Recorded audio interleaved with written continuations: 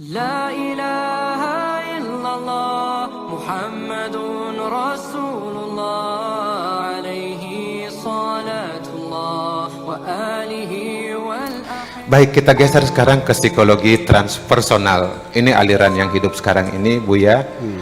Bahkan foto yang saya pajang ini seorang guru sufi dari tarekat dari Turki, Halfet Tijerahi.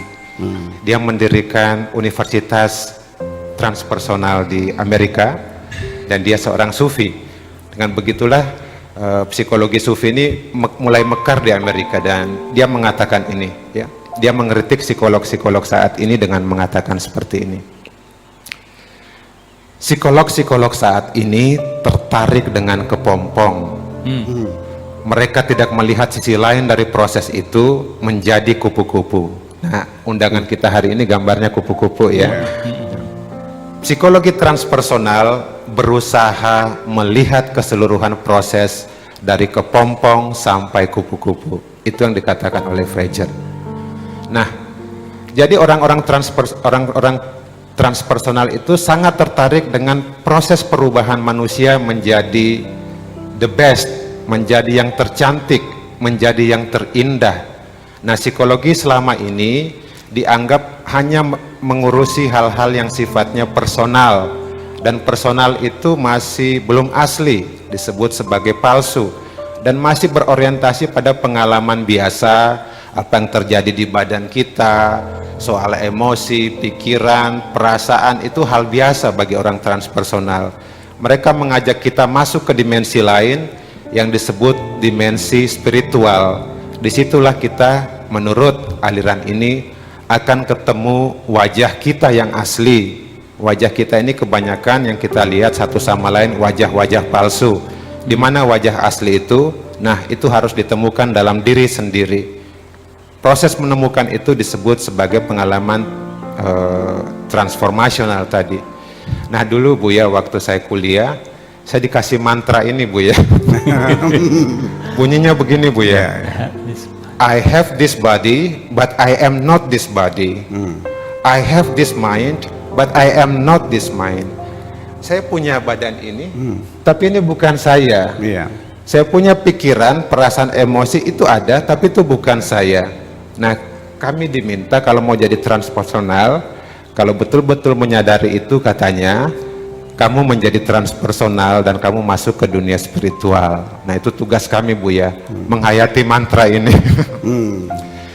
Berikut. Nah, tapi bagi orang-orang psikologi sekarang, ketika mendengar omongan-omongan orang transpersonal itu mereka merasa aneh. Pertanyaan yang sering mereka kemukakan, orang-orang dari aliran ini membicarakan apa sih, Buya? Ya. Lalu ini wajar karena kembali ke definisi psikologi di awal tadi, itu ilmu tentang mind.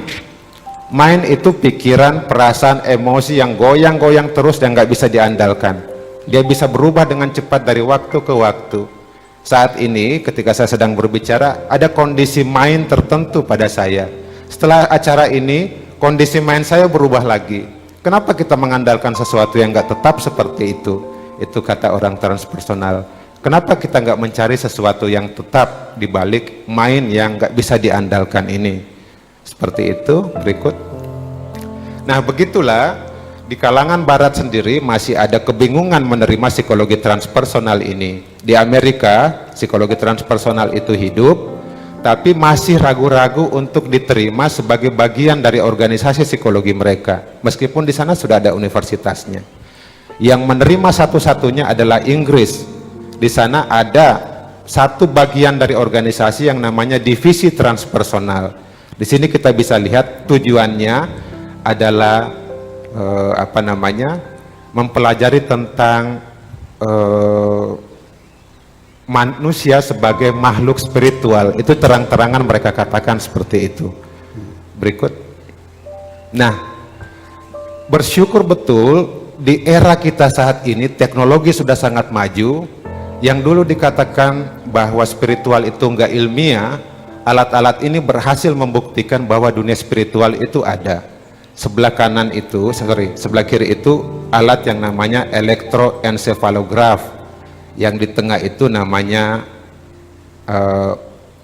MRI, magnetic resonance imaging, yang paling kanan itu fMRI.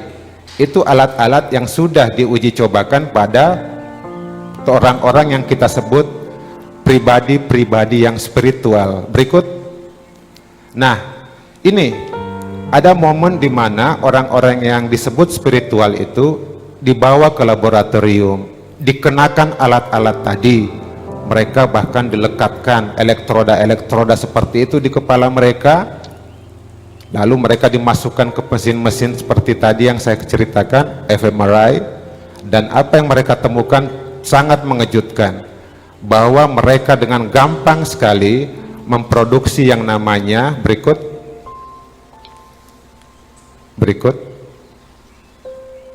Nah, gelombang gamma. Ini gelombang yang sangat cepat dan hanya diproduksi oleh orang-orang yang terbiasa menenangkan diri. Mereka dialiri oleh pengalaman-pengalaman yang penuh aspirasi, inspirasi, intuisi mereka sangat hidup dengan aktifnya gelombang ini. Nah, bagi yang penasaran dengan itu, di sini saya beri cover buku untuk menunjukkan bagaimana ilmuwan-ilmuwan dari kedokteran ya berhasil menguatkan bahwa yang namanya spiritualitas itu benar. Mereka orang-orang yang bisa kita jadikan contoh tentang manusia-manusia yang sangat sehat. Berikut. Nah, beberapa ajaran timur akhirnya masuk ke barat. Yang dikenal di barat itu mindfulness. Mereka dilatih untuk betul-betul hidup tanpa menilai, menikmati hidup mereka di sini tanpa ditarik ke masa lalu atau masa depan. Istilah mereka itu mindfulness. Dan di Indonesia ini saat ini kalau saya buka di internet, pelatihan-pelatihan ini begitu banyak merebak di Indonesia, pelatihan mindfulness. Ini agak aneh buat saya karena ini ajaran timur yang diproses, dibawa ke barat untuk disesuaikan dengan masyarakat barat, tapi kita malah membawanya kembali ke Indonesia. Coba perhatikan tokoh-tokoh spiritual di Indonesia, mereka nggak belajar mindfulness, hidup mereka sudah mindful. Nah, karena itu kita perlu belajar langsung pada orang-orang terdekat kita. Yang kedua, istilah compassion ini juga sudah tenar dalam psikologi barat. Ini juga dipinjam dari timur, di mana kita belajar yang namanya cinta kasih. Cinta kasih itu berani melihat bahwa bukan hanya saya yang ingin bahagia, tapi siapapun di dunia ini ingin bahagia. Nah, begitu kita melihat kesamaan itu, kita dengan mudah bisa bercompassion tadi, punya cinta kasih pada orang. Bahkan orang yang menyakiti kita sekalipun, kita bisa lihat dia sebagai kegagalan dalam melihat dirinya sendiri. Orang itu ingin bahagia, tapi dia nggak tahu cara berbahagia, sampai cara-cara yang dia gunakan itu justru menyakiti sesamanya. Nah, itu hanya dimiliki oleh orang-orang yang spiritualitasnya tinggi. Mata mereka itu mata cinta kasih. Dijahati sekalipun, mereka cuma melihat bahwa ini orang yang ingin bahagia, tapi jalannya salah. Nah, ini nggak sembarang orang yang memiliki kemampuan ini. Dan ini oleh orang-orang barat, mereka ingin memiliki sehingga ada pelatihan-pelatihan compassion itu. Dan saya yakin, kalau tasawuf ini hidup, ajaran-ajaran timur ini hidup, pelan-pelan aliran ajaran timur itu akan membasahi orang-orang barat, dan mereka akan semakin menghargai spiritualitas. Berikut. Saya kira itu saja Buya dari saya untuk aliran-aliran psikologi sampai saat ini. Terima kasih. Jadi ya pada akhirnya ketika ada yang menolak tentang psikologi terakhir, psikologi spiritual ya, ya saya kira tidak aneh lah. Karena kan budaya materialistis itu kan selalu yang fakta, yang real, yang fisik, ya kan, yang tidak kelihatan, yang nggak ada gitu, semacam itu. Tetapi nyatanya ketika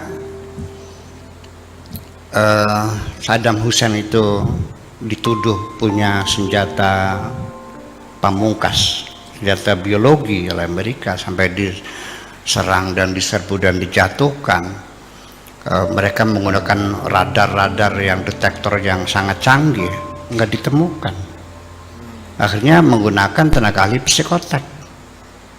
yang dengan tangan kosong dengan begini itu terasa di sini ada senjata, ada. Itu mereka buktikannya bahwa spiritual itu mereka ada dan itu bisa dididik semacam itu. Ya, jadi kalau mereka itu menolak, bagaimana mereka sini membuktikannya kok? Saya kira mungkin hanya kecongkakan aja. Kemudian juga ini ada lagi Adnan Khashoggi, itu orang Saudi yang tinggal di Amerika dan menjadi orang terkaya di sana. Ya, dalam mengelola bisnisnya dia punya sekretaris eksekutif khusus. Tugasnya hanya konfirmasi ketika ada tawaran kontrak bisnis, dipanggil sekretarisnya ini, tekan enggak? Dia bilang enggak. Kalau bilang tekan, dan tidak pernah gagal. Itu orang India malah. Jadi artinya dia bisa menerawang begitu ya. Orang India itu lebih canggih lah sebenarnya. Mungkin yang timur itu mungkin India, karena ada pemetaan pemikiran dalam dunia Islam dulu. Dunia itu dibagi ada 3. Barat namanya ahlul fikrah, ahli pemikiran. Kalau Arab itu ahlul fitrah, ahli fitrah, insting. Nah kalau India itu ahlul akidah.